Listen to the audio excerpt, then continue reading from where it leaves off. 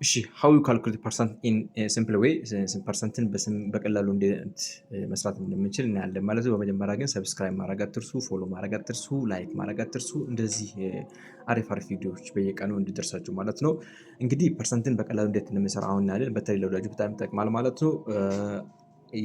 በመጀመሪያ የ420% እንዴት እንሰራለን የሚለውን እነዚህን ሁለቱን ዜሮ እናጥፋና 20 ሲባዛ በ4 ስንት ነው? በቀላሉ 80 ይሆናል ማለት ነው። የ935% ደግሞ ስንት ነው ለማለት ምንድነው?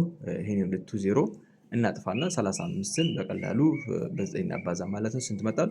5 ሲባዛ በ9 5 ሲባዛ በ9 45 ነው። 5 ጽፌ 4 አለኝ። 3 ሲባዛ በ9 27 እና 4 31 ይሆናል ማለት 315 ይመጣል ማለት ነው። የ750 30% ደግሞ ስንት ይመጣል የሚለውን ለማየት እነዚህ ሁለቱን ዜሮ እናጠፋለን። 3 ሲባዛ በ75 ስንት ይመጣል? 3 ሲባዛ በ5 15 5 ጽፌ 1 አለኝ። 3 ሲባዛ በ7 21 ከ2 ጋር 1 ጋር 22 ይመጣል ማለት ነው። 215 ማለት ነው። የ280% ማለት ደግሞ እነዚህ ሁለት ዜሮ እናጥፋና 80 በ2 ስናባዛ በቀላሉ 160 ይመጣል ማለት ነው። አሁን የ375% ስንት እንደሚመጣ ካልኩሌት አድርጋችሁ ኮሜንት ላይ አስቀምጡልኝ። እንደዚህ አሪፍ ሂሳብ አይዲያዎች በየቀኑ እንዲደርሳችሁ ሼር ማድረግ፣ ፎሎ ማድረግ እና ሰብስክራይብ ማድረግ አትርሱ። አመሰግናለሁ። ቻው